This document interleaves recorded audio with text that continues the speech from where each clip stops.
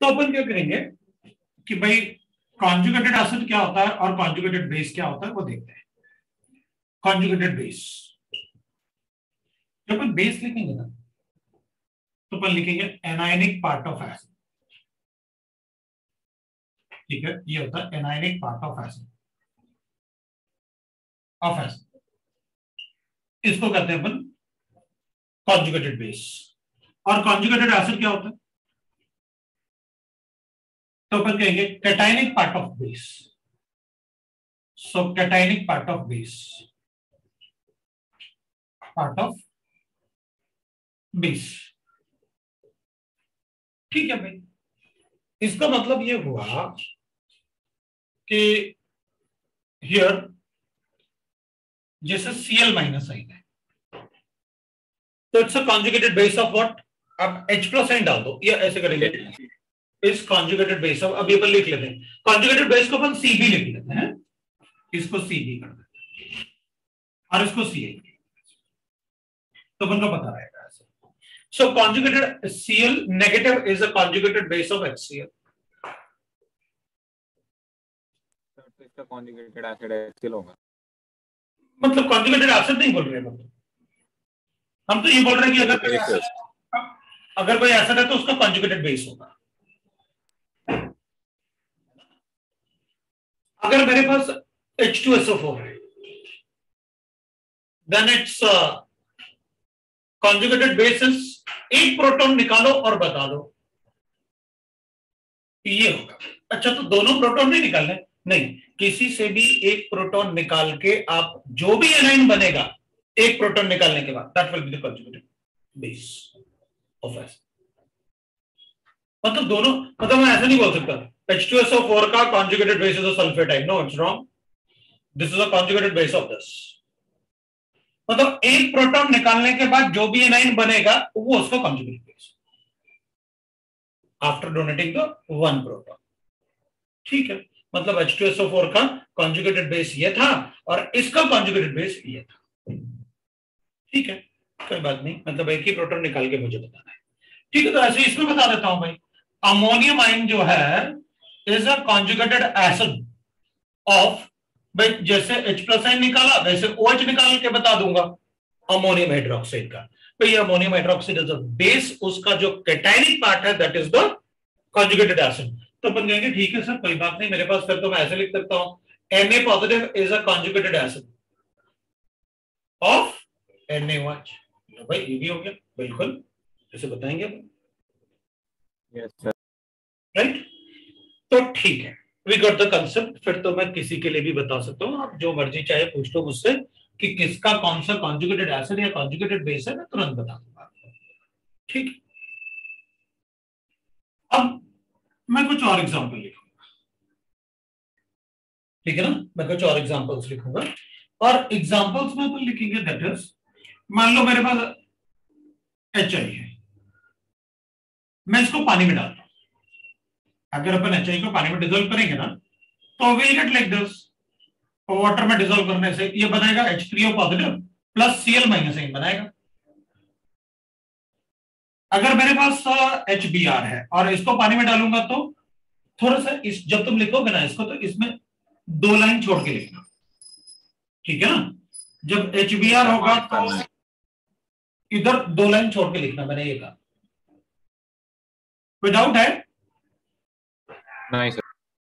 ठीक है, H2O लिखेंगे तो ये H3O पॉजिटिव होगा और Br नेगेटिव होगा। अपन कहेंगे सर ये लिखने का फायदा क्या? तो देखिए अपन क्या बोलते हैं इसको, प्रोटॉन थ्योरी। इसने प्रोटॉन डोनेट किया और इसने प्रोटॉन एक्सेप्ट किया, मतलब ये एसिड और ये बेस, ये एसिड है और ये बेस। अगर मेरे पास HCl है तो हाँ ठीक है, कोई बात नहीं, इग्नोर दैट कि भाई किसने प्रोटॉन एक्सेप्ट किया और किसने प्रोटॉन डोनेट किया, ये एसिड होगा और ये बेस होगा। तो मैं अगर ऐसे लिखता हूं तो अमोनियम आयन है, अमोनिया है मेरे पास ऐसे, और इसको पानी में डिसॉल्व करता हूं मैं, तो अपन कहेंगे देखो अभी अमोनिया को अगर पानी में डिसॉल्व करोगे तो अमोनियम आयन बनेगा और OH माइनस है, तो मैं कहूंगा अब इसमें प्रोटॉन डोनेट किया और इसमें एक्सेप्ट किया। वाटर तो इम्पोर्टेंट होता है, उसमें बेस ऐड करो वो एसिड जैसे बिहेव करेगा, उसमें एसिड ऐड करो वाटर में वो बेस जैसे बिहेव करेगा, because water is amphoteric in nature. तो अपन कहेंगे अब इसने प्रोटॉन एक्सेप्ट किया तो ये बेस है, तो फिर ये तो अपन कहेंगे अच्छा मैं अगर NaOH लिख लूं तो फिर तो NaOH मुझे अच्छे से पता है कि दैट इज अ बेस। अगर आप इसको बेस लिखोगे यहां पर, मुझे पता है वाटर तो एम्फोटेरिक होता है, तो इसे एसिड जैसे बिहेव करना पड़ेगा। जो एसिड जैसे बिहेव करेगा वो प्रोटॉन डोनेट करेगा, इसको प्रोटॉन डोनेट करना पड़ेगा और ये एक्सेप्ट करेगा। तो अपन कहेंगे ये प्रोटॉन डोनेट करेगा तो इधर अपन को मिलेगा H2 ऐसे हो जाएगा और प्लस OH माइनस है। तो वाटर ने प्रोटॉन दिया इसको, प्रोटॉन की वजह से वो पॉजिटिव चार्ज, और इसने प्रोटॉन दिया तो इसमें OH नेगेटिव बन गया। अब अपने पास एक क्वेश्चन आया है, अपन वो क्वेश्चन पढ़ते हैं। सर आपने फर्स्ट में रिएक्टेंट में HI एंड प्रोडक्ट में Cl माइनस आई लिखा हुआ है। अच्छा इसमें ये कर लिया होगा, आई नेगेटिव आई ना, ये लिख दिया, बिल्कुल ठीक है, अपन ने चेक कर लिया। तो अब इनमें से कुछ रिएक्शंस जैसे अपन ने लिखे ना, इनको ABCD, ये कुछ रिएक्शंस अपन ने लिखे। वैसे देखा जाए तो एसिड बेस थ्योरी मैंने इसी पार्ट के लिए पढ़ाया आपको, जो पार्ट अपन अभी लिख रहे हैं ये अपने लिए काफी इंपॉर्टेंट है, इजी बट पता होना चाहिए अच्छे से।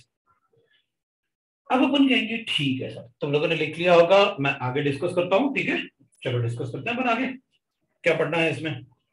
तो अपन क्या कहेंगे, देखो भाई यहां पर अपन को गिवन है एसिड HI और ये H2O ऐसे गिवन है, HI इज एसिड। अपन कहेंगे ये एसिड है तो इसका anionic part is a conjugated base, ये बेस है तो इसका cationic part is a conjugated acid. पहले अपन उस पर फोकस करते हैं कि भाई एसिड का कॉन्जुगेटेड बेस है, पानी तो एम्फोटेरिक है, तो HBr इज अ एसिड तो ये उसका conjugated base, HCl is a acid ये उसका कॉन्जुगेटेड बेस, ये बेसिक है तो ये इसका कॉन्जुगेटेड एसिड, ये कॉन्जुगेटेड एसिड है, और ये बेस है तो ये इसका कॉन्जुगेटेड एसिड है, ये अपने पास कॉन्जुगेटेड एसिड है, ये अपने पास कॉन्जुगेटेड एसिड है। सबको समझ में आया? ठीक है, अब अपन कहेंगे क्या, एक पार्ट अपन यहां लिखेंगे, दैट इज अब मैं यहां पर ऐसे कर लेता हूं। अब अपन कहेंगे सर ये भी कॉन्जुगेटेड बेस है, ये भी कॉन्जुगेटेड बेस है, ये भी कॉन्जुगेटेड बेस है, तो इनमें आपस में बेसिक स्ट्रेंथ का कोई ऑर्डर होगा क्या? बिल्कुल होगा, क्यों नहीं होगा, इसमें ऑर्डर होगा। तो अपन क्या बोलते हैं, weaker the acid, weaker the acid, stronger will be its conjugated base, will be its conjugated base. Similarly, weaker the base, stronger will be its conjugated acid. Similarly,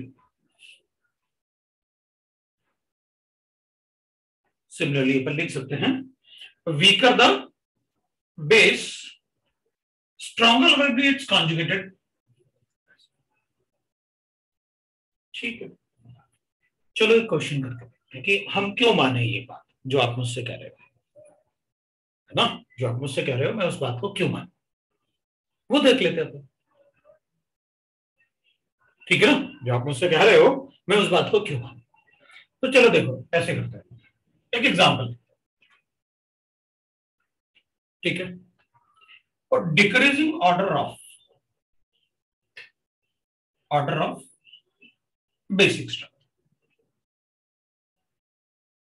of F minus, Cl minus, Br minus and I minus,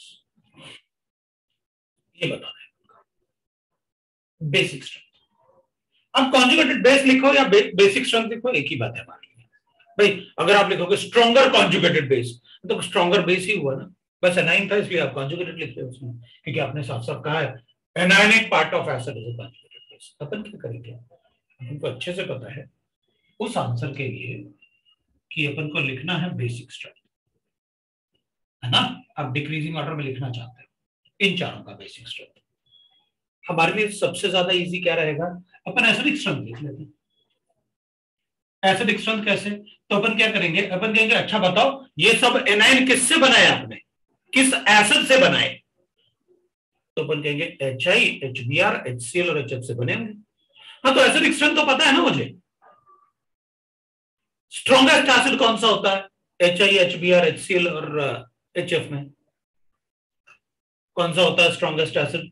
मैंने आपको strong acid बताया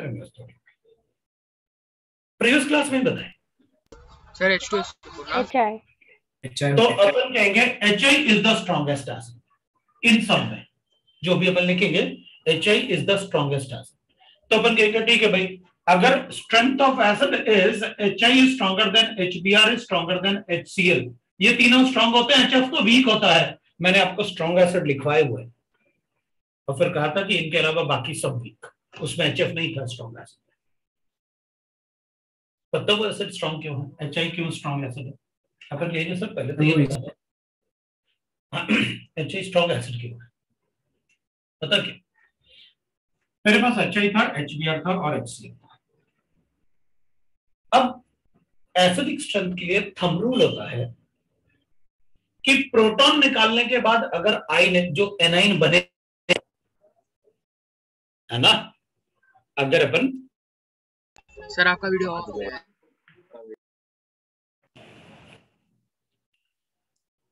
अपन कहेंगे कि अगर proton निकालने के बाद A9 का स्टेबिलिटी ज्यादा है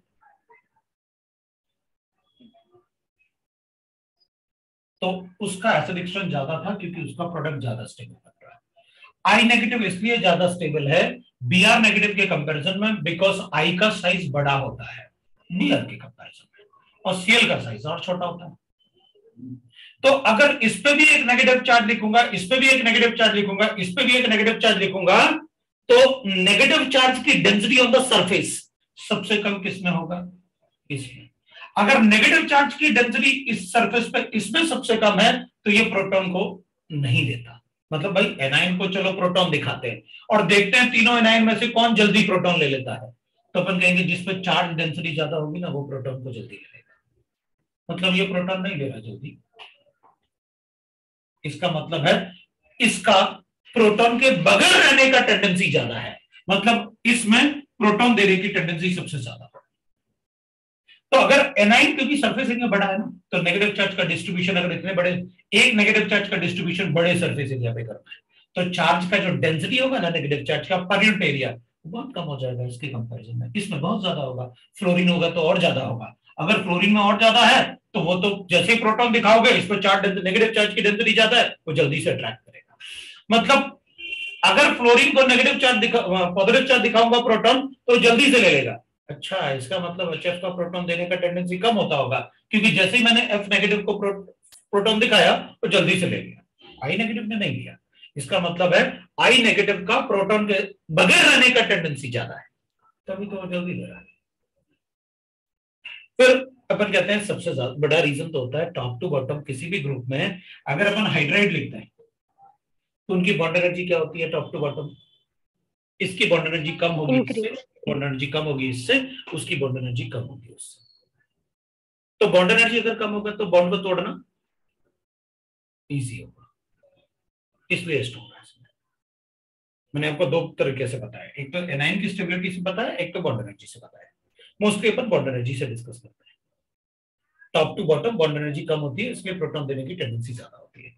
इसलिए अपन कहते हैं भाई अगर अपन HF, HCl, HBr और HI लिखते हैं, जब टॉप टू बॉटम लिखते हैं ना अपन ऐसे, तो बॉन्ड लेंथ बढ़ेगा टॉप टू बॉटम, और बॉन्ड लेंथ अगर बड़ा होगा तो तोड़ना इजी होता है, छोटा होता है तो ऑर्बिटल ओवरलैपिंग अच्छी होती है, उसको तोड़ना मुश्किल होता है। चलो ठीक है, हमें एसिडिक स्ट्रेंथ सबको पता हुआ है, रटा हुआ है भाई एसिडिक स्ट्रेंथ ये होगा एसिड्स में। अपन ने क्या लिखा हुआ है, Stronger the acid, weaker the conjugated base. Weaker the acid, stronger the conjugated base. F negative ion is a stronger conjugated base than Cl negative ion is a stronger conjugated base than Br negative ion. Yeah. तो वो तो अपन यहाँ भी अभी यही तो discuss कर रहे थे आप कि इनमें से किस एनाइन को प्रोटॉन दिखाएंगे तो वो प्रोटॉन जल्दी ले लेगा, ये लेगा ना, तो हाँ इसलिए तो इसको स्ट्रॉन्गेस्ट बेस बोल रहे हैं कि भाई इसकी टेंडेंसी प्रोटॉन को एक्सेप्ट करने की सबसे ज्यादा है और इसकी कम है। तो उतना सारा पार्ट डिस्कस करने से अच्छा है कि अपन को ये सेंटेंस अगर पता हो ना तो एसिडिक स्ट्रेंथ आप मुझे बहुत सारे पढ़ा दें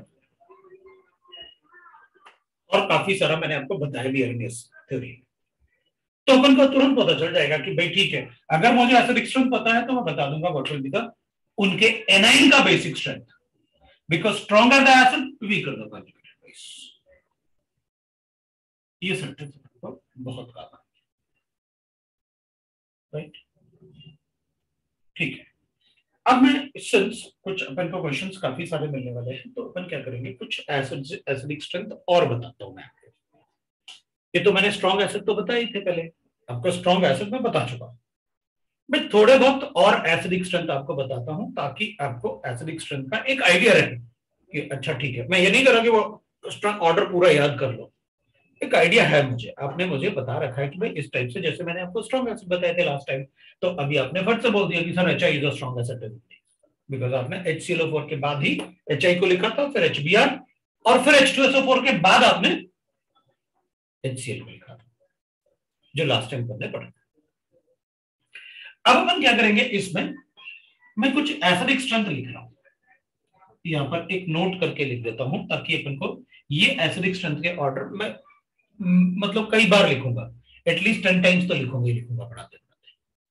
सो मैं एसिडिक स्ट्रेंथ को लिखूंगा, नॉट ओनली इन दिस, पूरा केमिस्ट्री में चाहिए अपन को ये एसिडिक स्ट्रेंथ, है ना, इसलिए मैंने आपसे कहा कि 10 बार तो कम से कम मैं ही लिखूंगा। तो यहां पर मैं आपको ऐसे लिख देता हूं एसिडिक स्ट्रेंथ डिक्रीजिंग ऑर्डर में, ठीक है, एसिडिक स्ट्रेंथ को डिक्रीजिंग ऑर्डर में लिख लेता हूं। मैं लिखूंगा, मतलब अब मैं ऐसे कर देता हूं, मेरे पास एसिडिक स्ट्रेंथ है तो H3PO4 स्ट्रॉन्गर एसिड होता है HF से, HF स्ट्रॉन्गर एसिड होता है कार्बोक्सिलिक एसिड से, ये कार्बोक्सिलिक एसिड होते हैं organic acid. Carboxylic acid stronger acid होता है H2S से, H2S ज्यादा, H2S की जगह अपन को ज्यादा H2CO3 पूछता है। मैंने आपसे कहा कि मैं कई बार लिखूंगा, इसका मतलब है मैं कई बार थोड़े थोड़े और ऐड करता जाऊंगा, इतना बता दिया, फिर और उसमें थोड़ा ऐड कर लेंगे अपन। ये कार्बोनिक एसिड है, उसके बाद फिनॉल लिखूंगा मैं, उसके बाद वाटर लिखूंगा, ये एक एसिडिक स्ट्रेंथ। पहली एसिड कौन सी लिखी आप वहां पे नोट? ये फॉस्फोरिक एसिड है, H3 लिखना था मुझे, ये H3PO4 है, there is a phosphoric acid, ठीक है ना सर? वो आपने सर्कल्स ड्रॉ कर किए है, वो क्या इंडिकेट करते हैं? सर्कल जो ड्रॉ किया ये फिनॉल है भाई।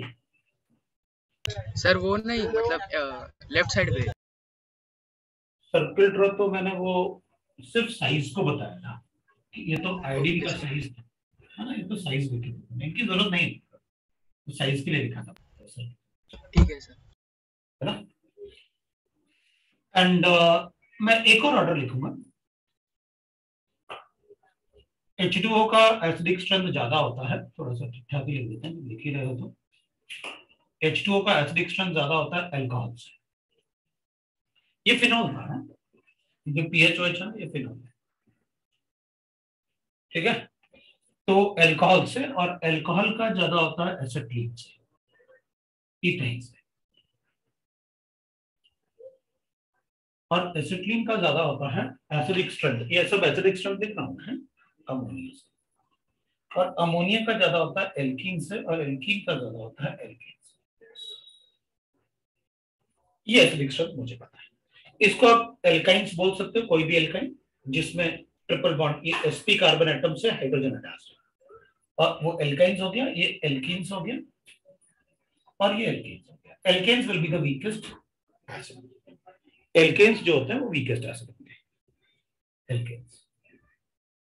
अब देख लो, तो अगर ये मुझे एसिडिक स्ट्रेंथ पता हो तो फिर तुम मुझे एक दो क्वेश्चंस की बता दो, फिर अपन क्वेश्चंस ही कर लेते हैं यार। अगर इतना एसिडिक स्ट्रेंथ अपन को पता होगा तो एक दो क्वेश्चन बता दो आप मुझे। जब भाई अगर आपको ये वाला एसिडिक स्ट्रेंथ पता होता तो कॉन्जुगेटेड बेस लिखने में कोई प्रॉब्लम थोड़ी होता फिर अपन को, क्योंकि अपन को एसिडिक स्ट्रेंथ का ऑर्डर पता था, तो कॉन्जुगेटेड बेस लिखने में कोई प्रॉब्लम नहीं है अपन को। तो मैं, हाँ बिल्कुल, इसलिए मैंने आपसे कहा। तो अपन लिखेंगे, एक दूसरा एग्जाम्पल लिख रहा हूं मैं, decreasing order of conjugated base, strength of conjugated base, of conjugated bases। तो एनाइंस लिख देता हूं मैं, OH माइनस साइन है, CH3 माइनस साइन है, F माइनस साइन है और NH2 माइनस। ये है भाई, इसको सॉल्व करके दिखाओ। इसको थोड़ा नीचे लिख लेते हैं, थोड़ा वैसे नहीं दिख रहा है, NH2 माइनस साइन, ये लो भाई, ठीक है, ये NH2 माइनस भाई। तो चलो कैलकुलेट करके देखते हैं अपन। तो आप प्रोटॉन डाल के एसिडिक स्ट्रेंथ चेक कर लेना, और एसिडिक स्ट्रेंथ अपन को आएगा तो ऑब्वियसली बात है, अपने आप ही पता चल जाएगा अपन को क्या करना है।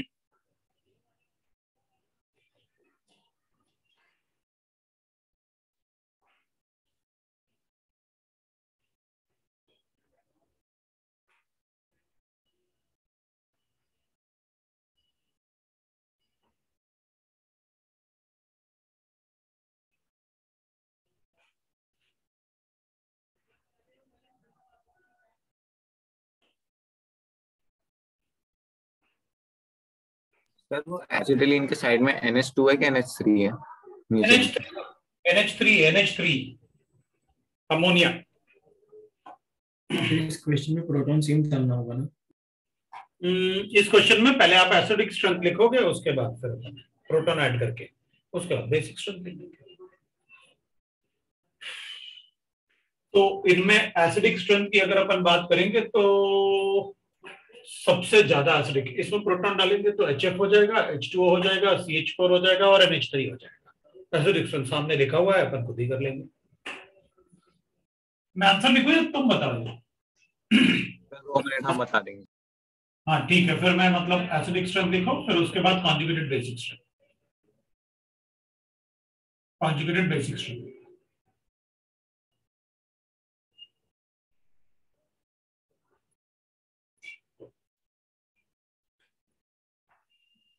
फिर conjugated basic strength.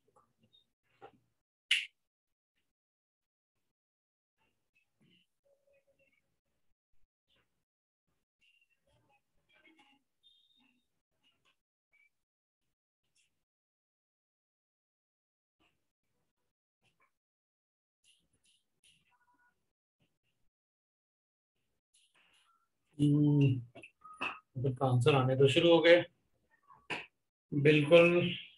Conjugated basic strength मेरे ख्याल से जो बताया है वो बिल्कुल सही है, सभी का ही सही है, ठीक, बिल्कुल सही।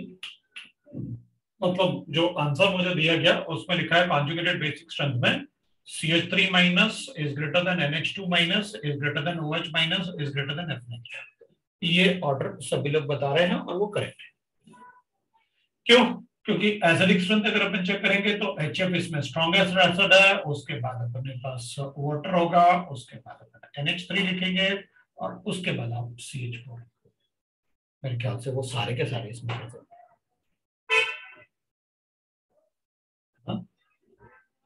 किसी को डाउट नहीं? मुझे नहीं लगता किसी को डाउट होगा। अगर किसी को डाउट है तो बोलो, वरना फिर मैं कुछ और क्वेश्चंस देने वाला हूं। लिख लूं क्वेश्चंस? Yes sir. यस ठीक, फिर तुम लोग मुझे फटाफट कुछ क्वेश्चंस करके दिखाओ, मैं इसे बता देता हूं। मेरे पास एक क्वेश्चन है, predict the conjugated acid and conjugated bases in the given reaction।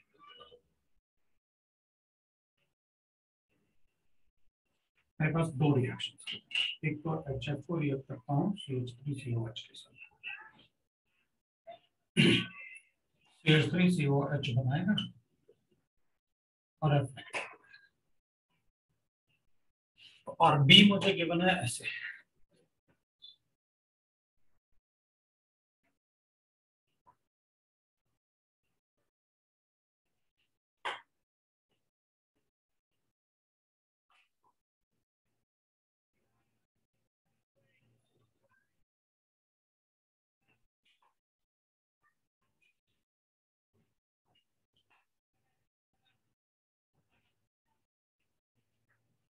तो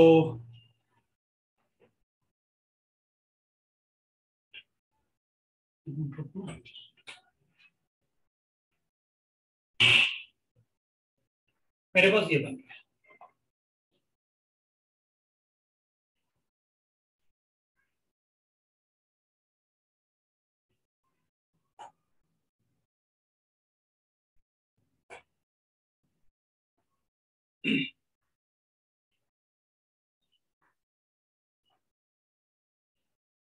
ठीक है, पूरा दिख रहा है।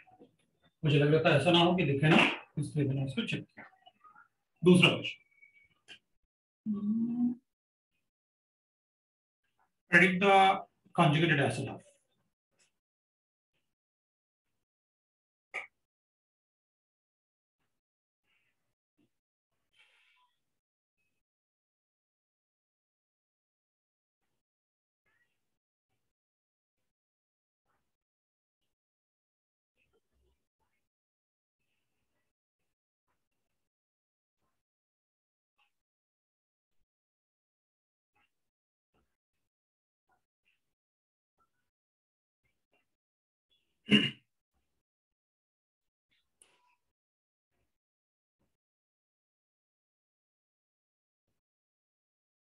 conjugated acid of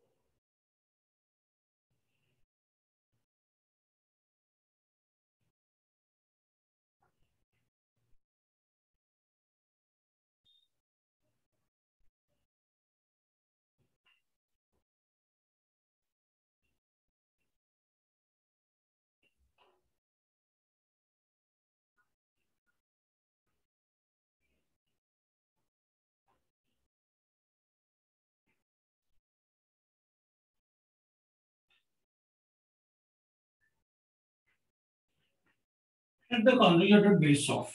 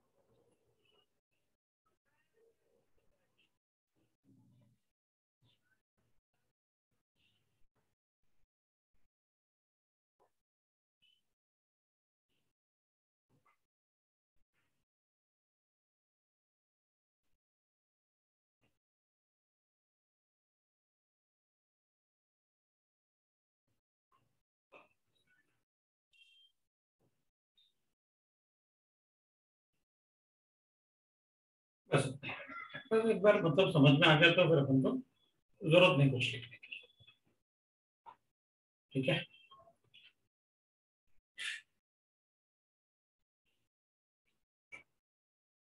write the essence for conjugated basis of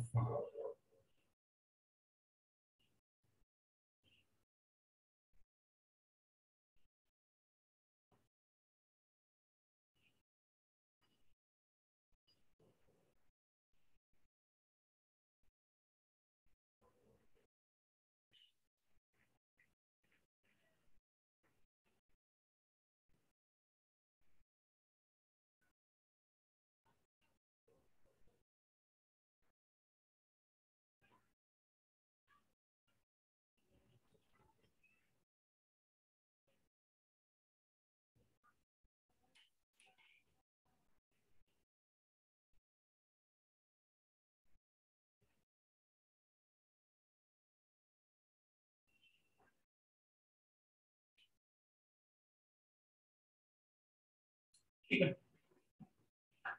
we can write like this.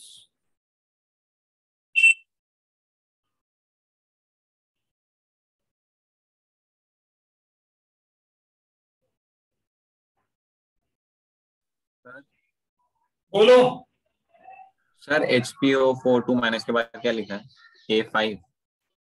फिर ये आर्सेनिक लिखा हुआ है, आर्सेनिक ऑक्साइड ASO5 आर्सेनिक होता है, आर्सेनिक से एसिड होता है एक्चुअली।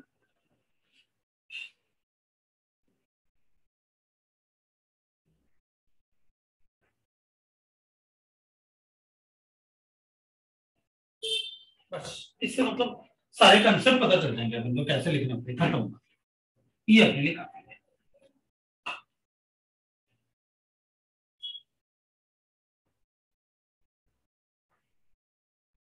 तो इससे अपना काम हो जाएगा। आप थोड़ा जल्दी से क्वेश्चन लिखो, यू हैव फ्यू मिनट्स, आप इसे कंप्लीट करो फिर अपन इसको डिस्कस करते हैं।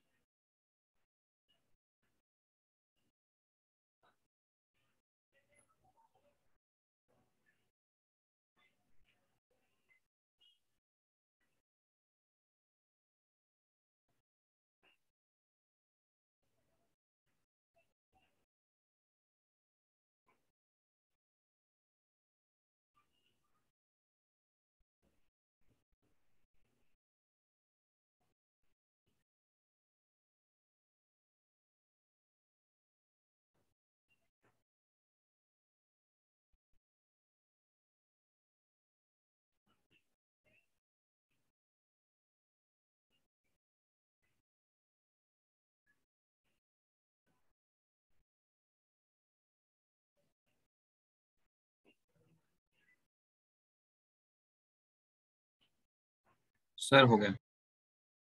ठीक है, एक मिनट क्या देख लेना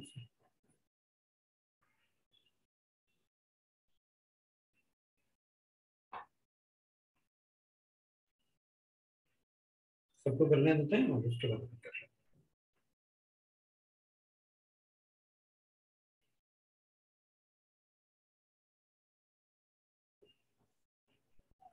तो डन सर। चलो फिर मैं इसमें पहले चेक कर लें, फर्स्ट वाले में ए वाले में प्रेडिक्ट कर लेते हैं अपन पहले। तो इसमें प्रोटॉन इसको दिया, इसमें प्रोटॉन दिया और इसने प्रोटॉन लिया, वो देख के पता चल रहा है आपको। तो जो प्रोटॉन देगा वो एसिड है और जो प्रोटॉन लेगा वो बेस है। बेस। तो एसिड का कॉन्जुगेटेड बेस बनेगा और बेस का कॉन्जुगेटेड एसिड बनेगा। ठीक है, ठीक है। अब इसमें अपन देखेंगे तो ये थोड़ा मैंने जानबूझ के थोड़ा ऐसा दिया कि मतलब आपको सोचना पड़े, उसमें तो कुछ चार्ज लेके कर सकते। अब चार्ज को देख के कर ले। लेकिन आप चार्ज को देख के भी कर सकते हो और इसमें देख सकते हो आप, यहाँ 6H2O था, यहाँ 5 बचे, मतलब यहां से आपने प्रोटॉन दिया, OH बचा ना इसमें से, मतलब यहां से प्रोटॉन दिया और इसमें प्रोटॉन लिया क्योंकि ये चार्ज बढ़ गया। तो इसने प्रोटॉन दिया, ये एसिड है, तो ये इसका कॉन्जुगेटेड बेस है। ये बेस था तो ये इसका कॉन्जुगेटेड एसिड है। लो भाई हो गया अपना, तो बड़ा इजी था, उसमें कोई प्रॉब्लम नहीं था। अब अगर अपन देखेंगे कि predict the conjugated acid of, हाँ ठीक है भाई, अपन को कॉन्जुगेटेड एसिड बताना है तो बेस से एक OH, बेस से एक OH निकालते हैं और उसका कॉन्जुगेटेड एसिड बता देंगे। तो अपन कहेंगे इसके लिए लिखना है तो ये हो जाए भाई, अपने पास ऐसे कितने वोल्टोइस, तो इससे एक OH निकालेंगे तो क्या बनेगा FeOH, एक OH निकाला तो एक पॉजिटिव चार्ज आ गया और फिर उसके बाद अपने पास बचा एक नेगेटिव, और उसके बाद अगर अपन लिखेंगे OH है ये पॉजिटिव है तो इसको इक्विलिब्रियम में लिखेंगे तो Fe+2 बचेगा और एक और बचेगा, ऐसे दो बचेंगे। तो फिर एक ही OH निकालने के बाद जो कैटायन बनेगा वो होगा कॉन्जुगेटेड बेस, इसका ये कॉन्जुगेटेड एसिड है। इस बेस का, और इसका ये कॉन्जुगेटेड एसिड है, मतलब ये इसका ये कॉन्जुगेटेड एसिड है और इसका ये कॉन्जुगेटेड एसिड है, इसका ये नहीं हो सकता कॉन्जुगेटेड एसिड। आप एक OH निकालने के बाद ही बताओगे कॉन्जुगेटेड एसिड, ठीक है। इसके लिए फिर कोई लिख देंगे और क्या, एक बार पता चल गया फिर क्या AlOH होल ट्वाइस बचेगा, फिर और क्या, ये तो अमोनियम आयन होगा और क्या, है ना। ये तो एक प्रोटॉन, एक OH देने के बाद प्रोटॉन ही बचेगा। अब वाटर में अगर लिख रहे हो तो H3O पॉजिटिव लिखूंगा, आप ऐसे भी लिख सकते हो, एक ही बात है अपने लिए, क्योंकि वाटर में H प्लस नहीं रहता, वाटर इज अ कॉन्जुगेटेड वो बेस, उसमें इलेक्ट्रॉन डेंसिटी होती है, तो अपन कहते हैं कि भाई वो प्रोटॉन उससे रिएक्ट करके दूसरे वाटर मॉलिक्यूल से, जिसने प्रोटॉन दिया उससे नहीं, दूसरे वाटर मॉलिक्यूल से रिएक्ट करके वो H3O पॉजिटिव भी लिख सकते हैं। ये अपन को पहले से एक चार्ज गिवन था, हाँ तो ठीक है ना, कोई बात नहीं, उससे एक और OH निकाल देते हैं, है ना। अब अपन 2 पॉजिटिव लिख लें, ये बन जाएगा, और इसमें भी अपन Zn+2 लिख लेंगे। मेरे ख्याल से अपन को सबको समझ में आ गया कैसे करना होता है। सर H2 का 2 कैसे आया? कौन किसका 2 नहीं आया, H2 में और लिखा हुआ है, बीच में और लिखा हुआ है कि आप H2O को इससे एक OH निकाला अपन ने, तो एक H प्लस आइन और OH माइनस आइन बन गया। लेकिन H प्लस आइन क्या करता है ना, पानी से रिएक्ट करता है, क्योंकि इसके पास एम्प्टी ऑर्बिटल है और इसके पास लोन पेयर है, तो ये ऐसे भी लिख सकते हैं, जितना कॉन्सेंट्रेशन इसका होगा उतना ही इसका होगा, इसलिए आप H प्लस आइन को ऐसे लिखो या ऐसे लिखो, एक ही बात, दोनों जैसे लिख सकते हैं। किसी को डाउट है तो बोलो। कॉन्जुगेटेड बेस, एक प्रोटॉन देने के बाद तो इसका कॉन्जुगेटेड बेस होगा H2PO2 नेगेटिव, इसका H2PO4 नेगेटिव, इसका HPO3 2 नेगेटिव, क्योंकि -1 तो पहले से, CO3 2 negative, OH negative, proton देगा तो फिनॉल के लिए फेनॉक्साइडाइन लिखेंगे अपन, PHO नेगेटिव, ये एसिटेटाइन लिखेंगे अपन, CH3CO नेगेटिव, इसमें HS नेगेटिव, ये लो भाई हो गया। कोई डाउट है तो बोलो।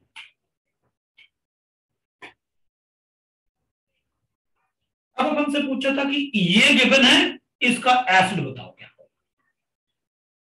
मतलब ये गिवन है, एक H ऐड कर दो, एक प्रोटॉन ऐड कर देंगे, सब में बता देंगे, नहीं लगता किसी को डाउट होगा, बताओ ऐड कर दो प्रोटॉन सब में एक,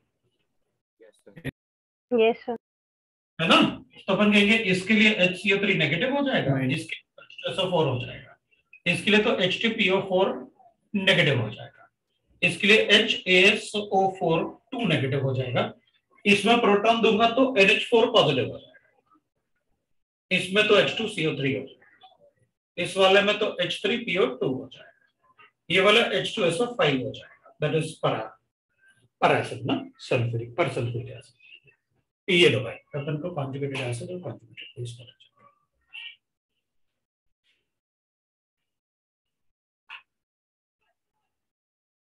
अब अपन को अगर वीक एसिड और वीक बेस पता है, तो वीक एसिड के स्ट्रॉन्ग कॉन्जुगेटेड बेस होते हैं और वीक बेस के स्ट्रॉन्ग कॉन्जुगेटेड एसिड्स होते हैं। जैसे थोड़ी देर पहले अपन ने लिखा था ना, तो अपन ने लिखा था I नेगेटिव है, Br नेगेटिव है, Cl नेगेटिव है, तो these are strong conjugated bases, strong conjugated bases, strong conjugated bases। अगर कोई strong conjugated base है ना, अगर कोई strong conjugated base है ना, तो they will never react with water, वो प्रोटॉन लेना ही नहीं चाहते, तभी तो वो स्ट्रांग है, क्योंकि प्रोटॉन देने के बाद ही तो ये बनाया है, वो प्रोटॉन नहीं ले सकते। लेकिन अगर कोई वीक कॉन्जुगेटेड बेस है, वीक एसिड है, और उसका स्ट्रॉन्ग कॉन्जुगेटेड बेस बना देते, ये तो वीक कॉन्जुगेटेड हो गया यार, अपन ने कैसे लिखा, स्ट्रॉन्ग था ना तो वीक है, मेरे दिमाग में वही चल रहा था कि मैं आपको उधर लिखवाना भूल गया, जैसे अपन ने पहले लिखा था ना, ऐसे मैं वापस लिखने की जरूरत नहीं है, सब कर लो है। मान लिया अपने पास ऐसे है, इसको पानी में डाला, ठीक है, थोड़ा छोटा बना लीजिए अपन, लेकिन मैं लिख देता हूँ। तो मैंने इसको पानी में डाला तो ये H+ साइन देगा और I नेगेटिव साइन देगा। अब पूरा वही नहीं लिखता हूँ, कोई दूसरा लिख लेते हैं। HCl है मेरे पास, H2 लिख लेते हैं अपन, और H3O पॉजिटिव लिखेंगे अपन, और Cl- साइन लिखेंगे। अगर मेरे पास कोई एसिड है, जैसे वीक एसिड, और उसको पानी में डालूंगा तो हाँ, तो ठीक है ना, वो भी प्रोटॉन देगा तो H3O पॉजिटिव बनेगा और CH3Cl नेगेटिव बनेगा। अभी पता मैं क्या करूंगा, मैं लिखूंगा this is a strong acid, this is a strong acid, this is a weak acid, क्योंकि आपने स्ट्रॉन्ग में नहीं लिखा हुआ था, इसलिए वीक एसिड। ठीक है, तो अपन क्या बोलते हैं कि अगर ये स्ट्रॉन्ग एसिड है तो ये weak conjugated base, this is also weak conjugated base, लेकिन ये स्ट्रॉन्ग। क्या अगर अपन को एनाइन गिवन होगा तो मैं बता सकता हूं क्या कि कौन सा स्ट्रॉन्ग कॉन्जुगेटेड बेस होगा और कौन सा वीक कॉन्जुगेटेड बेस होगा?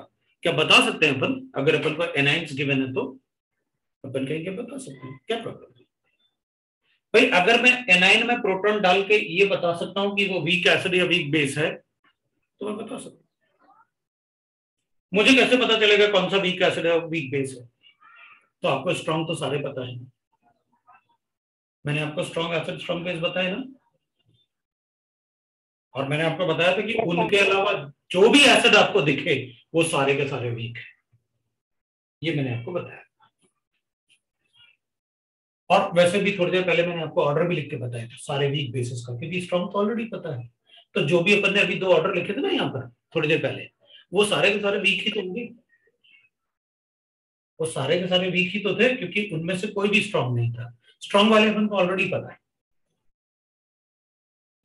तो अब होता क्या है, जो पार्ट अपन को लिखना है ये पार्ट था भाई, अगर ये वीक कॉन्जुगेटेड बेस है, ये भी वीक कॉन्जुगेटेड बेस है, ये स्ट्रॉन्ग कॉन्जुगेटेड बेस है। स्ट्रॉन्ग कॉन्जुगेटेड बेस का मतलब है स्ट्रॉन्ग बेस। अगर स्ट्रॉन्ग बेस होगा तो पानी से भी H+ साइन ले लेगा, लेकिन वीक बेस पानी में डालेंगे ना उसको तो रिएक्ट नहीं करेगा वो पानी से। तो अपन क्या करेंगे, अपन कहेंगे only strong conjugated acid and strong conjugated base, only strong conjugated acid and strong conjugated base have tendency to react with water, have tendency to react with water, to react with water, with water। ये जो reaction with water है इसको अपन कहते हैं called hydrolysis, बोलते हैं इसको, इसको कहते हैं अपन हाइड्रोलिसिस। जो tendency to react with water होता है ना उसको अपन कहते हैं हाइड्रोलिसिस। मैं थोड़ा और अच्छे से लिख देता हूं हाइड्रोलिसिस को, दैट इज कॉल्ड हाइड्रोलिसिस, इसको अपन कहते हैं हाइड्रोलिसिस।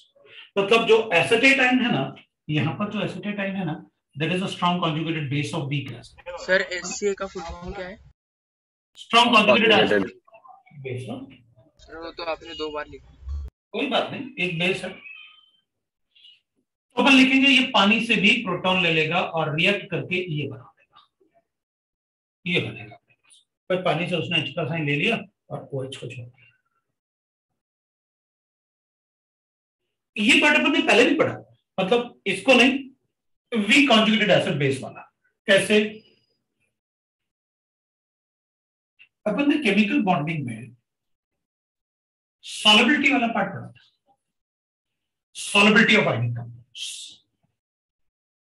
केमिकल बॉन्डिंग में सॉलिबिलिटी ऑफ आयनिक कंपाउंड पढ़ा था, सॉलिबिलिटी ऑफ आयनिक कंपाउंड अपन ने पढ़ा था। और उस सॉलिबिलिटी वाले पार्ट में अपन ने ऐसे एक एग्जांपल दिया था, जैसे अपन एक एग्जांपल ले लेते हैं, will NaCl dissolves in water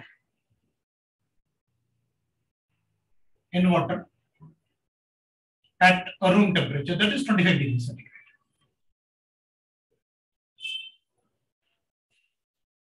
अपन ने क्या किया, अपन ने कहा था कि NaCl सॉलिड है तो अपन चेक करेंगे डेल्टा H ऑफ सॉल्यूशन, जो बॉन्डिंग में पढ़ा था ना, उसमें डेल्टा एच ऑफ अपन को लिखना होता है आयनाइजेशन एनर्जी, मतलब that is called lattice energy, plus अपन को delta H of hydration energy पढ़ना होता है। हाइड्रेशन आयनाइजेशन एनर्जी हमेशा एंडोथर्मिक होता है क्योंकि अपन को ब्रेक करना होता है, और ये हमेशा एक्सोथर्मिक होता है। मैंने कहा था कि जब अपन NaCl को लैटिस एनर्जी मतलब एनर्जी देंगे तो ये कन्वर्ट होगा Na गैसियस आयंस में और Cl माइनस गैसियस आयंस में, और डेल्टा H जो होता है दैट इज एंडोथर्मिक। तो अपन ने लिखा था ये अपने पास होता है 180 किलो कैलोरीज पर मोल, ये होता है।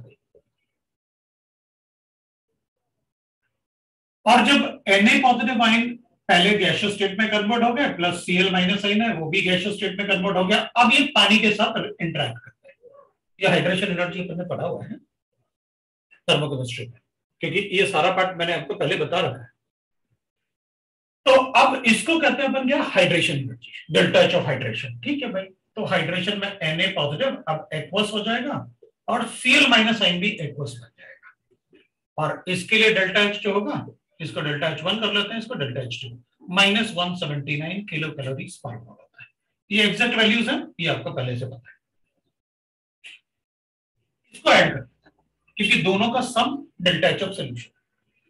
मैंने NaCl को सॉलिड को जब पानी में डिसॉल्व किया तो what I got, Na positive aqueous मिला मुझे और Cl माइनस आयन एक्वस मिला मुझे, और डेल्टा एच ऑफ सोल्यूशन कितना है, पॉजिटिव। अगर delta H of solution positive है इसका मतलब है कंपाउंड पानी में डिसॉल्व करके 25 डिग्री सेंटीग्रेड पे डिसॉल्व नहीं होता, मतलब NaCl पानी में 25 डिग्री सेंटीग्रेड पे नहीं बनेगा। तो फिर हाँ, तो अपन स्पून डाल के ऐसे स्टोर कर देंगे ना, तो उतनी पोटेंशियल एनर्जी तो बन ही जाएगी, वन ही तो लेना, कितना डिफरेंस है। मैंने उस टाइम भी कहा था कि देखो घर में जो अपन कुकिंग करते हैं ना, खाना पकाते हैं ना, जब सब्जी पकाते हैं ना, तो अपन नमक कब डालते हैं, जब वो बॉईल होता है। सब्जी बॉईल होती है तभी तो डालते हैं अपन, गर्म कर रहे थे ना हाई टेम्परेचर पे। अपन ऐसे तो नहीं करते ना, चलो सब्जी बना लेते हैं और बाद में अपन ठंडा होने देते हैं, कोई प्रॉब्लम बाद में डाल देंगे, ऐसे नहीं। रीजन क्योंकि इसका solubility in water is endothermic process.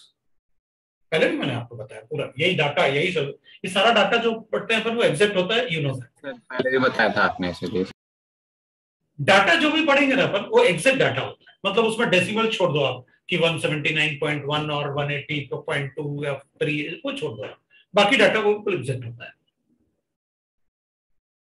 तो अगर डेल्टा H पॉजिटिव आया इसका मतलब है वाटर इनसॉल्युबल। वाटर इनसॉल्युबल था क्यों भाई, इतना अच्छा आयनिक कंपाउंड है, वाटर इनसॉल्युबल क्यों, क्योंकि ये दोनों के दोनों वीक कॉन्जुगेटेड एसिड और ये weak conjugated base, weak conjugated acid और वीक कॉन्जुगेटेड बेस पानी से रिएक्ट नहीं करते, इसलिए उनका इंटरेक्शन आता है, इसलिए अपन उसे हाइड्रेशन बोल रहे हैं। अगर इनका हाइड्रोलिसिस होता ना, ऐसा रिएक्शन होता, कोवेलेंट बॉन्ड बनता, तब तो सॉल्युबल होता ही होता।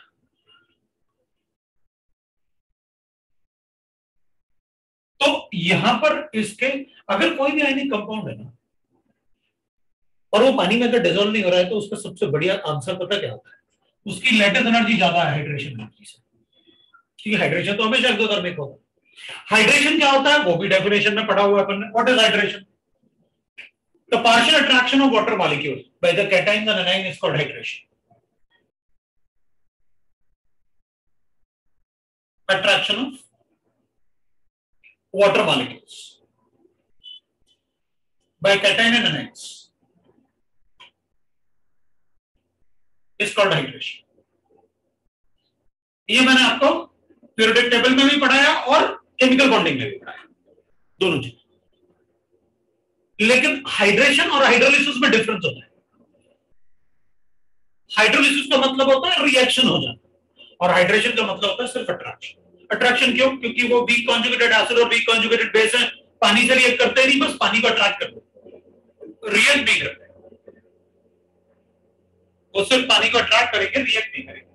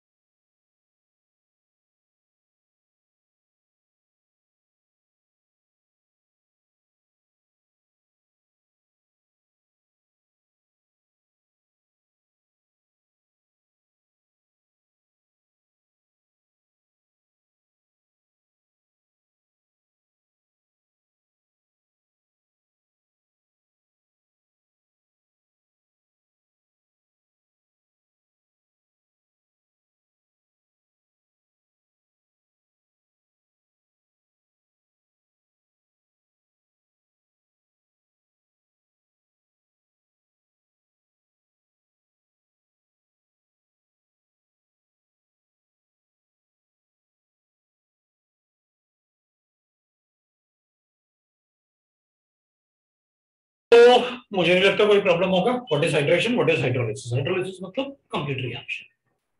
अब इस चैप्टर का 28% पार्ट हाइड्रोलिसिस है। अभी अपना चैप्टर शुरू नहीं किया, चैप्टर शुरू नहीं हुआ, चैप्टर शुरू करूंगा, उससे पहले प्रिपरेशन चल रहा है। लेकिन ये प्रिपरेशन अपन को बहुत सारे केमिस्ट्री में फायदा करेगा। हमें इस पार्ट से ये पता चल गया ब्रॉन्स्टन थ्योरी से कि भाई कौन से एनाइंस हैं जो पानी से रिएक्ट करेंगे। मुझे कैसे पता चलेगा कि वो स्ट्रॉन्ग कॉन्जुगेटेड एसिड या स्ट्रॉन्ग कॉन्जुगेटेड बेस है? प्रोटॉन डाल के चेक कर लो ना, वीक एसिड या स्ट्रॉन्ग एसिड। वीक एसिड है तो रिएक्ट करेगा। ठीक है, पता चल गया अपन को क्या करना होता है। ठीक है, अब मैं इसको हटा रहा हूं। अब अपन नेक्स्ट थ्योरी पढ़ते हैं। ठीक है, नेक्स्ट थ्योरी इज, एक और थ्योरी है, फिर थोड़ा सा और इलेक्ट्रोलाइट्स के बारे में डिस्कस करेंगे। हाँ, लुईस थ्योरी पढ़ना है। वो थ्योरीज में फिर क्या रहता है ना कि अपन को पता रहता है कि यार मतलब कैसे अपन को क्वेश्चंस सॉल्व करने हैं, क्या करना है। थर्ड थ्योरी होता है Lewis theory of acid and bases. It is also called electron theory. Electron theory. Electron theory में what we will say, acids are those substances which accept electrons. मतलब वो इलेक्ट्रॉन डेफिशिएंट होता है, are electron deficient. मतलब central atom जो होता है वो इलेक्ट्रॉन डेफिशिएंट होता है। तो अपन ऐसे लिख देते हैं, इसको अपन वैसे लिख देते हैं, central atom is electron deficient. तो अपन को सब पता रहेगा, central atom is electron deficient. अभी सेंट्रल एटम वर्ड अपन को पता है क्या होता है, the least trustable atom in the molecule. और bases are those substance which donate electrons. तो अपन कहेंगे ओ central atom is electron rich, central atom is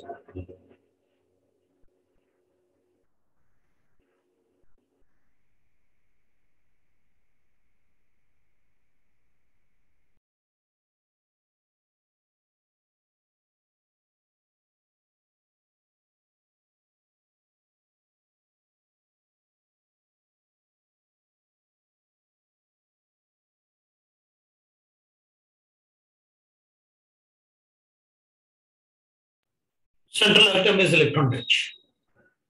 ठीक है, तो अपन को सारे ही कंपाउंड पता है, which are electron deficient, which are electron rich। तो अपन एसिड्स लिख लेते हैं, अपन को पता है water acids, Lewis acids.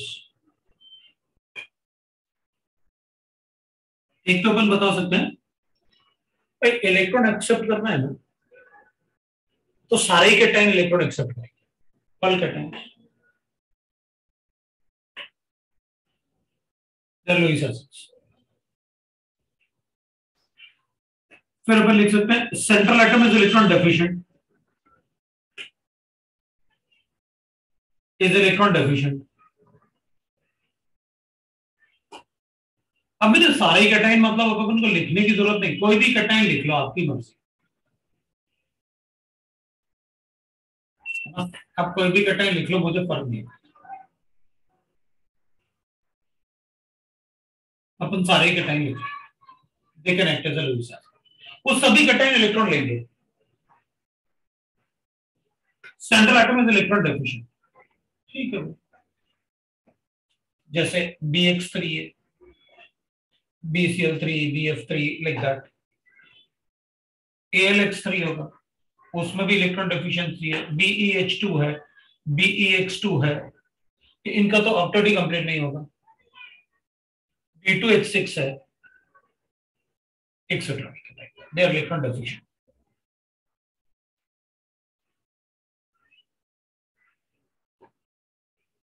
Like that we can write Lewis acids, जिनमें सेंट्रल एटम। अगर मान लो इसमें अपन को ऐसे लिखना है, ऐसा लिख सकते हैं BF3 गिवन है, BCl3 गिवन है, BR3 गिवन है और BI3 गिवन है। बताओ भाई किसका एसिडिक स्ट्रेंथ ज्यादा होगा? इन सब में सबसे ज्यादा एसिडिक कौन सा होगा?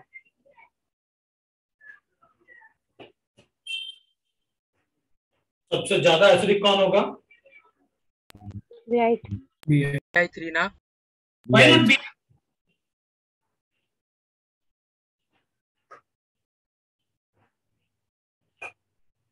Least due to back bonding. तो बैक बॉन्डिंग में तो सब नहीं था, लेकिन इसमें मोस्ट इफेक्टिव है वो 2p2p ओवरलैपिंग है ना। इसका बोरोन का एम्प्टी ऑर्बिटल और फ्लोरीन का lone pair, there is a 2p2p overlap. इसका 2p ऑर्बिटल इसके 2p ऑर्बिटल पे ओवरलैप करेगा, this 2p2p overlapping, p5p5 overlapping. इसमें 2p3p ओवरलैपिंग होगा तो 2p2p ओवरलैपिंग ज्यादा इफेक्टिव होगा, ज्यादा पास होगा तो ज्यादा अच्छा ऑर्बिटल ओवरलैपिंग होगा। तो बोरॉन विल फील कि उसका ऑक्टेट कंप्लीट है रिलेटिव टू दिस, ये ज्यादा फील करेगा क्योंकि अच्छा ओवरलैपिंग की वजह से ये ज्यादा फील करेगा कि मेरा ऑक्टेट कंप्लीट है। ऑक्टेट कंप्लीट है तो फिर दूसरे से इलेक्ट्रॉन क्यों लेगा, उसकी इलेक्ट्रॉन डेफिशिएंसी कम होगी। लुईस बेसिस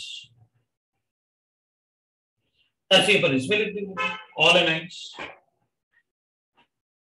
एनाइंस कोई भी लिख लो, they will be Lewis basis.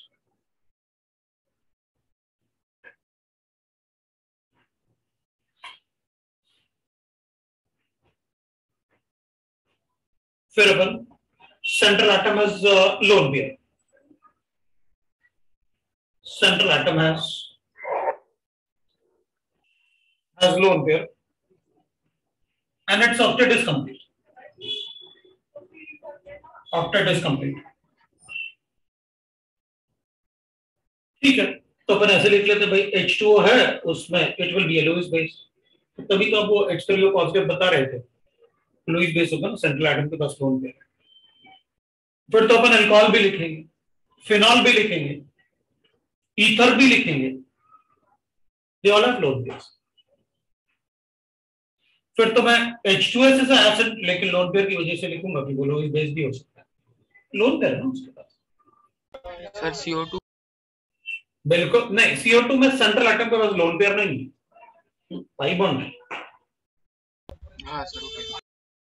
तो मैंने वो सेंटेंस लिखा नहीं वहां पर क्योंकि अपन ऑर्गेनिक केमिस्ट्री में लिख चुके हैं वैसे ये पार्ट अपन इलेक्ट्रोफाइल्स में लिख चुके हैं, दिस इज इलेक्ट्रोफिलिक, और इलेक्ट्रोफाइल्स आर लुईस एसिड्स, और न्यूक्लियोफाइल्स आर लुईस बेसिस। तो इलेक्ट्रोफाइल और न्यूक्लियोफाइल रिएजेंट्स अपन ने जो पढ़े ना, आप इलेक्ट्रोफाइल को पढ़ सकते हो और न्यूक्लियोफाइल्स भी पढ़ा है रिएजेंट्स में और लुईस बेसिस। तो NH3 RNH2 that is amines, even we can write that carboxylic acids क्योंकि यहां इसके पास लोन पेयर है, like that I can write। तो ये सब लुईस बेसिस हो सकते हैं। तो ये चेक करना है कि भाई सेंट्रल एटम के पास लोन पेयर होना चाहिए, अपन को वो प्रोटॉन एक्सेप्ट करना चाहिए उसे, if it accept the proton it is Lewis base. ठीक है, that is about the Lewis acid base theory, उसमें ज्यादा कुछ पढ़ने के लिए नहीं है लुईस एसिड बेस थ्योरी।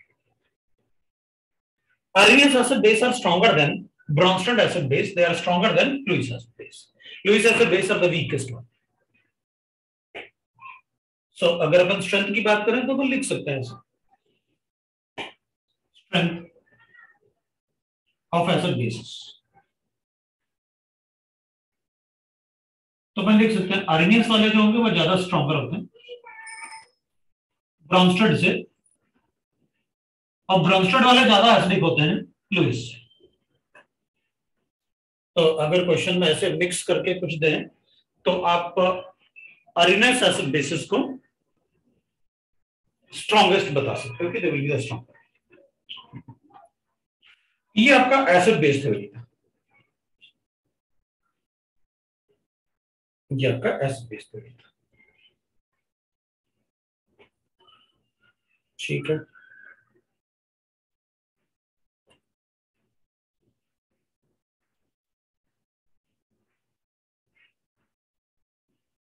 अब मैं आगे बता रहा हूँ,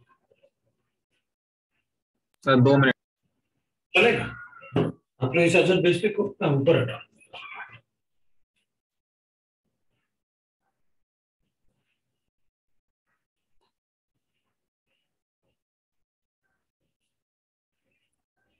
थोड़ा सा और एसिड बेस अपन डिस्कस करेंगे और उसके बाद अपन आयनिक का थोड़ा सा शुरुआत करेंगे। मुझे लगता है आज एसिड बेस थ्योरी में ही अपना टाइम निकल गया सारा।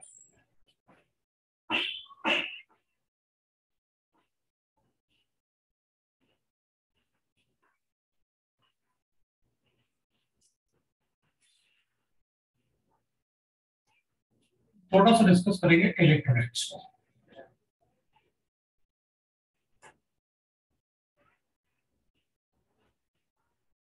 इलेक्ट्रोलाइट्स को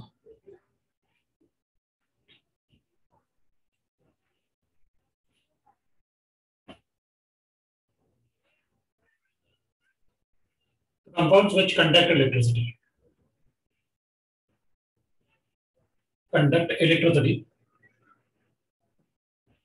in aqueous or molten state and molten state, उनको अपन इलेक्ट्रोलाइट बोलते हैं। इलेक्ट्रोलाइट एसिड भी होता है, इलेक्ट्रोलाइट बेसिस भी होते हैं और इलेक्ट्रोलाइट सॉल्ट भी होते हैं। एसिड होगा, बेस होगा और सॉल्ट भी होगा, they are the electrolytes.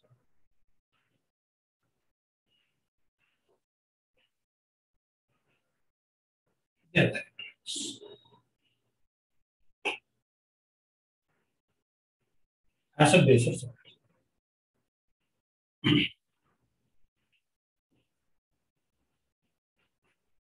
They are conductors. Electrolyte acid भी हो सकता है, इलेक्ट्रोलाइट बेस भी हो सकता है, इलेक्ट्रोलाइट सॉल्ट भी हो सकता है, कोई भी इलेक्ट्रोलाइट हो सकता है। जब उनको वाटर में डिसॉल्व करते हैं तो they produce ions. If they produce ions they will conduct the electricity. अभी जैसे मैंने एसिड लिखा तो एसिड स्ट्रॉन्ग एसिड भी होता है और वीक एसिड भी होता है। ऐसे ही स्ट्रॉन्ग बेस भी होता है, वीक बेस भी होता है। ऐसे ही स्ट्रॉन्ग सॉल्ट भी होता है और वीक सॉल्ट भी होता है।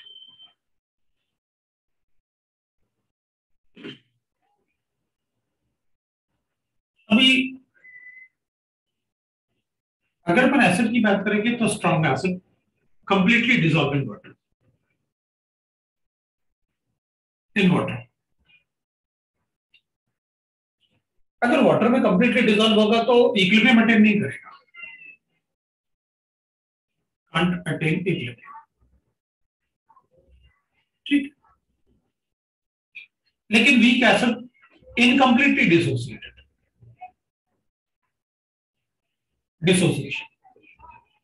in water, so can establish equilibrium.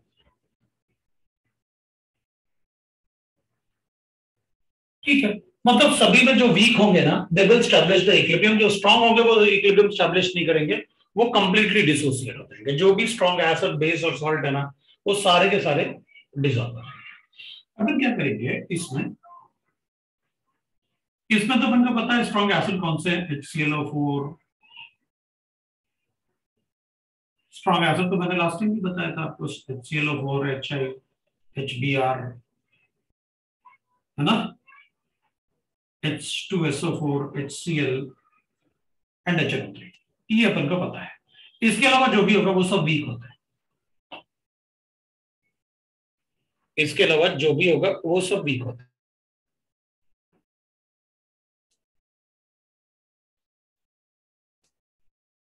इसके अलावा एक वीक होता है, इसके अलावा जो भी होते हैं वो सारे के सारे वीक होते हैं, वी नो दैट, है ना। HNO3, तो इसके अलावा जो भी होंगे वो सब वीक होते हैं। They can not establish the camera कोई बात नहीं, हम उसको ठीक कर लेते हैं, एक बार तो चलता है। अब जो वीक होते हैं ना, इसके अलावा weak acid can establish the equilibrium. Acetic acid है, H3PO4 है, H2S है, H2SO3 है। I'm not writing any order, order अपन ने पहले लिखा हुआ है। H2 मतलब इनके अलावा अपन को जो भी दिखेगा वो सब वीक है, ये अपन को पता है। इन सब के अलावा जो भी दिखेगा वीक है। मान लो मुझे नहीं पता कि कौन सा वीक है, तो क्वेश्चन में अपन को हिंट गिवन, जैसे Kc होता है ना इक्विलिब्रियम कांस्टेंट, वैसे एसिड के लिए एसिड कांस्टेंट होता है, dissociation constant for acid, Ka बोलते हैं। ये Kc ही है, बस एसिड की वजह से अपन Kc की जगह Ka लिख रहे हैं। तो अगर Ka का वैल्यू लेस देन और equal to 10 to the power of -3 है, वो 100% वीक होगा। It is weak. ये Kc भी अपन ने लिखा, अपन ने कहा था अगर Kc का वैल्यू 10 की पावर -3 से छोटा है या इक्वल टू है, तो आप अज्यूम कर लेना रिएक्शन फॉरवर्ड नहीं किया। मतलब रिएक्शन फॉरवर्ड नहीं किया मतलब ये डिसोसिएट नहीं हुआ, अगर ये वैल्यू होगी तो। ये वीक एसिड के लिए अपन को Ka का वैल्यू गिवन होगा। कोई भी अननोन एसिड होगा ना, मेरी मर्जी में तो ऐसे लिख देता हूं और बोलता हूं इसके लिए K = 10 की पावर -4, हाँ तो भाई ये वीक होगा, ठीक है, क्योंकि आपने कहा Kc का वैल्यू, Ka का वैल्यू अपन को गिवन होगा। अगर इसे 10 की पावर -2 होता तब भी मैं वही लिखता, लेकिन अपन पहले भी पढ़ चुके हैं कि थोड़ा सा प्रिकॉशन लेके अपन ऐसा कुछ कर लेते हैं ताकि अपन को कोई प्रॉब्लम ना हो। ये वैल्यू अपन को गिवन होगा तो अपन को पता चल जाएगा that is a weak strong base, completely dissociated. अब वाटर में डिसोसिएशन की बात कर रहे हैं तो अपन वाटर वाटर बार बार नहीं लिखेंगे। सीजियम हाइड्रोक्साइड होता है, रुबिडियम हाइड्रोक्साइड होता है, डिक्रीजिंग वाटर में लिख देते हैं potassium hydroxide NaOH, barium hydroxide और स्ट्रॉन्शियम हाइड्रोक्साइड। कैल्शियम हाइड्रोक्साइड तो अपन ने कहा था वो बाउंड्री लाइन पे होता है। इसके अलावा बाकी जो भी लिखे होंगे ये तो बाउंड्री लाइन पे है, इसके अलावा तो बाकी सब वीक है। सर आप वो Ka क्या लिखते हैं? Ka is a dissociation constant for acid.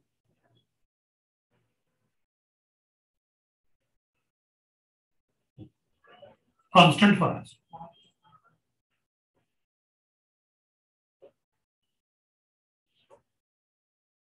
Ka is a dissociation constant for acid. मतलब कितना फॉरवर्ड डायरेक्शन में जाएगा Ka is nothing but equilibrium constant.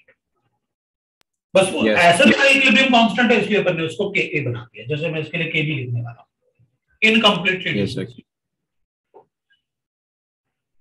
Incompletely dissociated. So establish equilibrium,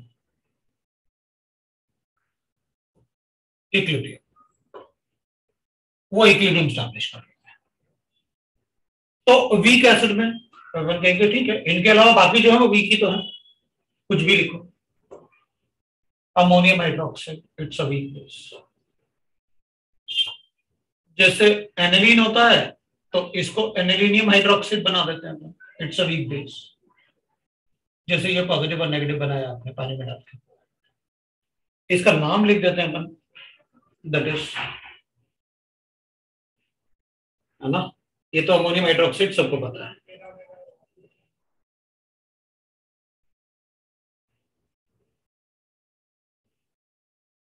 hydroxide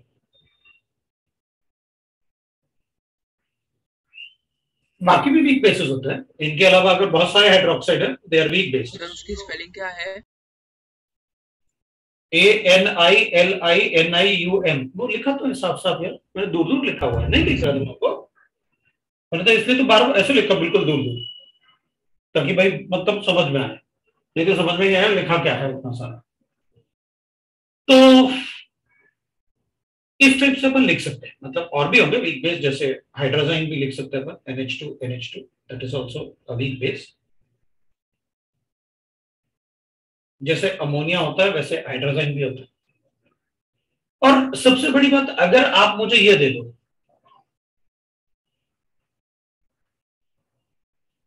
बस मुझे पता चल गया ये वीक बेस है, आप कुछ भी लिख दो, हमें क्या फर्क पड़ता है। आप ऐसे लिख देना, बस के बी दे दो, मुझे ये पता चल गया बी है तो बेस ले लेता हूं, OH मतलब हाइड्रोक्साइड देता होगा तो बेसिक होगा, और इसके साथ के बी लिखा हुआ है, इसका मतलब पक्का ये वीक बेस है, इसका के बी की वैल्यू। ठीक है,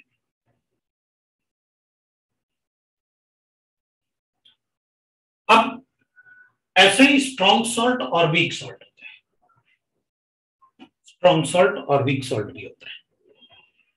जैसे स्ट्रॉन्ग एसिड और वीक एसिड होते हैं ना, वैसे स्ट्रॉन्ग सॉल्ट और वीक सॉल्ट भी होते हैं। अभी स्ट्रॉन्ग सॉल्ट और वीक सॉल्ट में क्या होता है, जैसे अगर कोई salt, if salt is formed by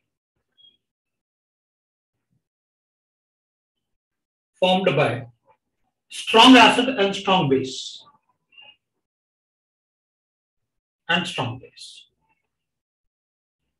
then it is called a strong salt. मतलब कोई भी सॉल्ट इन दोनों के कॉम्बिनेशन से बना, अगर कोई भी सॉल्ट इन दोनों के कॉम्बिनेशन से बना तो वो स्ट्रॉन्ग सॉल्ट है।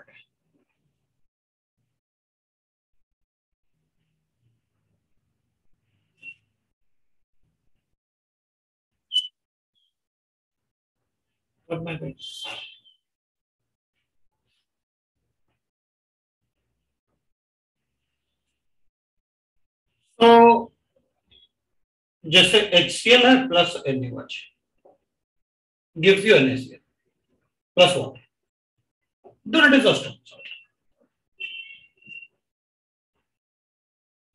12th का क्लास है अभी, तुम लोगों को कैसे पता है 12th का क्लास?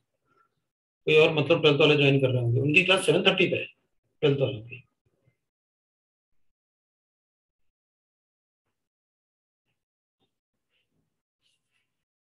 तो अपन क्या करेंगे, अगर इन दोनों के कॉम्बिनेशन से, इसके और इसके कॉम्बिनेशन से कोई भी सॉल्ट बनाओगे, देन इट इज कॉल्ड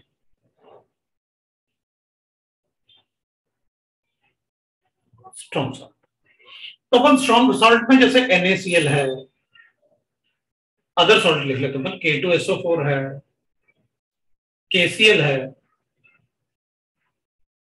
फिर अपन लिख सकते हैं जैसे will write that barium chloride है, राइट, बेरियम सल्फेट है। उन सॉल्ट से, उन एसिड के कॉम्बिनेशन से बना KI है। NaCl तो अपन ने लिखा ही हुआ है, NaBr लिखा है, ठीक है, देयर स्ट्रॉन्ग सॉल्ट, इनको अपन स्ट्रॉन्ग सॉल्ट बोलते हैं। अब वीक सॉल्ट की बात कर लेते हैं। तो इफ सॉल्ट इज फॉर्म्ड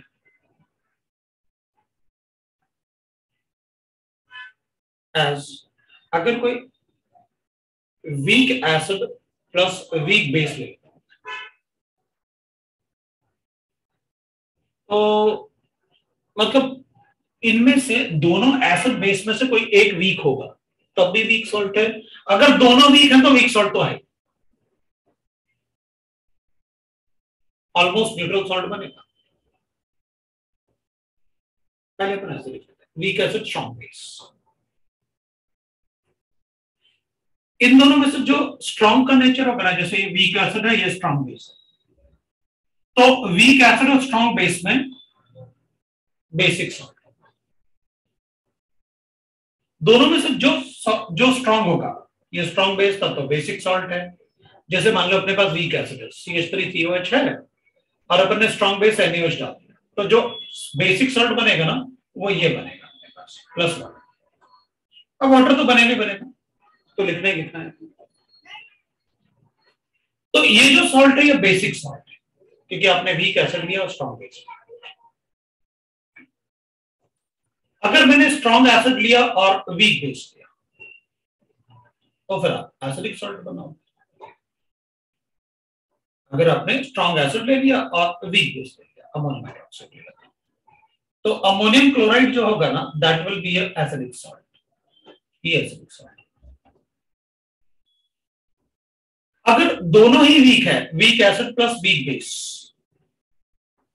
तो ये ऑलमोस्ट न्यूट्रल सॉल्ट, क्योंकि अगर दोनों ही वीक हैं तो ऑलमोस्ट न्यूट्रल सॉल्ट बोलते हैं।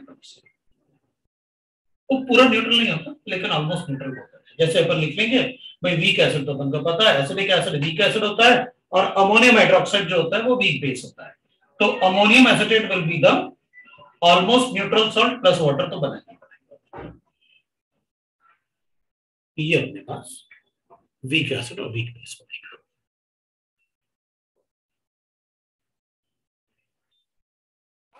इतना सारा एसिड बेस अपन ने पढ़ के ये सीख लिया भाई अपने पास ना जो ये सॉल्ट बनाए ना तुमने, ये वाले सॉल्ट जो अपन ने सॉल्ट बनाए, अपन ने जो सॉल्ट बनाया ये तो स्ट्रॉन्ग एसिड है, तो एसिड का जो पीएच होता है ना वो लेस देन 7 होता है। बेस के लिए अपन पीओएच कैलकुलेट करते हैं, वो भी लेस देन 7 होता है बेस के लिए, क्योंकि बेस तो ओएच देगा ना, तो फिर उसके लिए अपन पीओएच कैलकुलेट करेंगे, वो भी लेस देन 7 होता है। लेकिन सॉल्ट का पीएच क्या होगा, तो अपन कहेंगे देखो भाई सारे सॉल्ट का पीएच 7 नहीं होता, सिर्फ स्ट्रॉन्ग सॉल्ट का पीएच 7 होता है। मतलब इन सॉल्ट का पीएच जो होगा वो 7 होगा irrespective of their concentration. Have pH is equal to 7 irrespective of their concentration.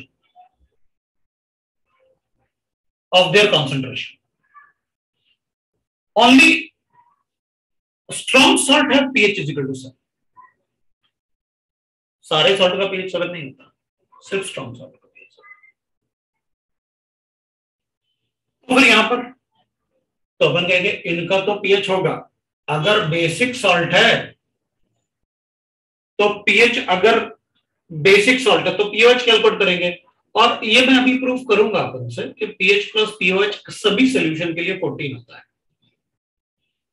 सभी सॉल्यूशन के लिए वो अपन बताएंगे।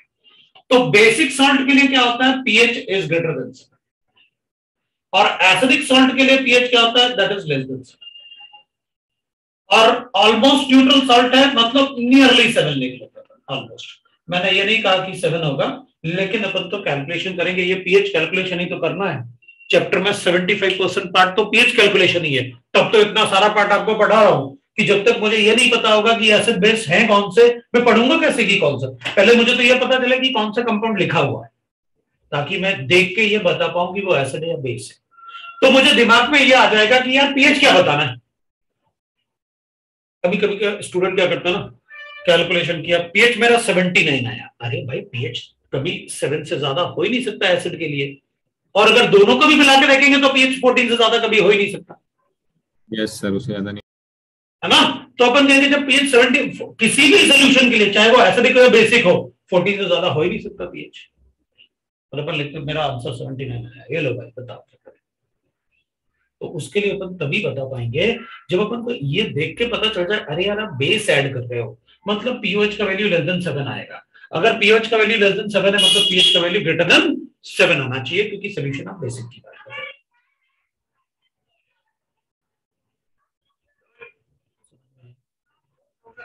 ये अपन बता सकते हैं।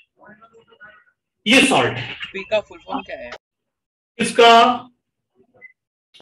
पीएच और पीओएच का। पीएच का फुल फॉर्म कुछ नहीं होता। इसमें H+ आयन डालेंगे तो सॉल्यूशन में जो H+ आयन देगा तो अपन कहते हैं पावर ऑफ H+ आयन, कितना स्ट्रेंथ है H+ आयन का। So power of H+ ion, power of OH negative ion in the solution, that is pH और पीओएच। वी गॉट दिस कि भाई अपन को इलेक्ट्रोलाइट समय अच्छे से एसिड बेसिस के बारे में पता चल गया। ठीक है, अब और भी अपन पहले तुम लोग ये रिवाइज करोगे तो एक क्लास में एसिड बेस का एक छोटा सा क्वेश्चन करवा लेंगे जिसमें सारे एसिड बेस आ जाएंगे। अब आगे अपन पढ़ेंगे, अब सिंस अपन ने एसिड बेस जान लिया, अब थोड़ा सा वाटर के बारे में पढ़ लेते हैं, क्योंकि पूरा का पूरा चैप्टर पानी में ही अपन को एसिड बेस सॉल्ट सब डिसॉल्व करना है। थोड़ा पानी के बारे में पढ़ लेते हैं। तो अगर पानी के बारे में पढ़ लेंगे तो अपन को आइडिया रहेगा कि भाई देखो पानी में जो भी अपन सोल्यूशन बनाएंगे उसमें पानी का क्या रोल होगा वो देख लीजिए। तो अपन थोड़ा सा वाटर के बारे में डिस्कशन कर लेते हैं। ठीक है, तो अपन डिस्कशन करते हैं वाटर के बारे में। मैं इसको हटा देता हूं। अभी एक्चुअली ना 12th वाले बच्चे ज्वाइन कर रहे हैं, वो सब वेटिंग रूम में डाल दिए, उनको लग रहा है 7 o'clock उनकी क्लास है। एक्चुअली टाइम टेबल में बेचारों को 7 o'clock ही दिया हुआ है, इसलिए वो परेशान है कि सर गायब कहाँ है। अगर कैंसिल करेंगे तो अपना कितना कितना टाइम बचा हुआ है अपने पास? 20 मिनट्स है, अपना 20 मिनट्स का लॉस हो जाएगा, अपना 20 मिनट्स का लॉस हो जाएगा। तो क्या करूं, नेक्स्ट टाइम पढ़ें या अभी पढ़ लें? क्या करना है? कुछ भी चलेगा, अभी पढ़ लें? ठीक है, जैसा अब आप ऐसा कर लेते फिर अपन थोड़ा सा आयनिक प्रोडक्ट ऑफ वाटर पढ़ लेते हैं। ये वाटर के बारे में अपन नेक्स्ट टाइम ही पढ़े, छोड़ देते हैं, उनको ही पढ़ा देता हूँ, क्योंकि वो बेचारे परेशान होंगे ना, उनके रिवीजन लेक्चर्स चल रहे हैं ना, उनके लिए तो ऐसा लग रहा होगा कि 5 मिनट भी हमसे मतलब नहीं छोटे कुछ भी, तो अपन रुक जाते हैं थोड़ा सा, नेक्स्ट टाइम डिस्कस कर लेंगे। लेकिन आप एक मिनट रुको, आपका ना फ्राइडे को सैटरडे को टेस्ट है, सैटरडे को टेस्ट का टाइमिंग आया तुम्हारा कुछ? हाँ सर 6 to 9 अरे यार 6 to 9 तो बड़ा 6 to 9 ना, वरना अपन फिर डाउट क्लास भी लगा सकते हैं। चलो अपन कहीं ना कहीं डाउट क्लास एडजस्ट करेंगे सैटरडे को, नहीं तो क्योंकि मैं डाउट क्लास भी मतलब ऐसे एक्स्ट्रा लग जाता ना थोड़ा सा, तो अपना काम बच जाता। ठीक है, कोई बात नहीं, कल भी अपना क्लास है ना लेकिन? नहीं सर। हाँ सर है। तो फिर कल अपन वाटर के बारे में पढ़ेंगे, पीएच स्टार्ट नहीं करेंगे अपन, सिर्फ वाटर के बारे में पढ़ के और फिर अपन कर सकते हैं। सुबह डाउट क्लास हो सकता है ना, लेकिन है ना, सुबह डाउट क्लास हो सकता है। कोई ऐसा स्टूडेंट है जिसको सुबह स्कूल जाना होता है? सर मुझे तो फिर तुम्हारे डाउट्स मतलब तुम इवनिंग में पूछ लो, जितने हैं हम लोग थोड़ा वेट कर लेंगे, मैक्सिमम डाउट सुबह कर लेंगे। यस सर, नहीं तो मैं फ्री पीरियड में बाहर आके पूछ लिया करूंगा सर क्लास में। चलेगा, तुम क्लास में भी पूछ सकते हो, पहले से अपने डाउट्स डाल देना कि मतलब सबके सामने, मतलब लगेगा अरे यार मैं बोलूंगा तो सबको लगेगा लो इस डाउट पूछ रहा है, तो पहले से मुझे भेज देना अपने डाउट्स कि सर ये ऐसे ना एक्सरसाइज 1 का ये नंबर डाउट से मेरा कॉपी पे लिख के फटाफट मुझे डाल देना, मैं आपको क्लास में बता। ओके ठीक है, तो चलो फिर आज अपन इतना ही पढ़ते हैं। और होमवर्क आपके पास आपके पास थर्मोकेमिस्ट्री है, कंप्लीट करो थर्मो, और एस ब्लॉक थर्मो भी आपके पास है दोनों, तो अपन डिस्कस करेंगे कल, वाटर पढ़ेंगे और डिस्कशन होगा कल। चलो भाई, थैंक यू।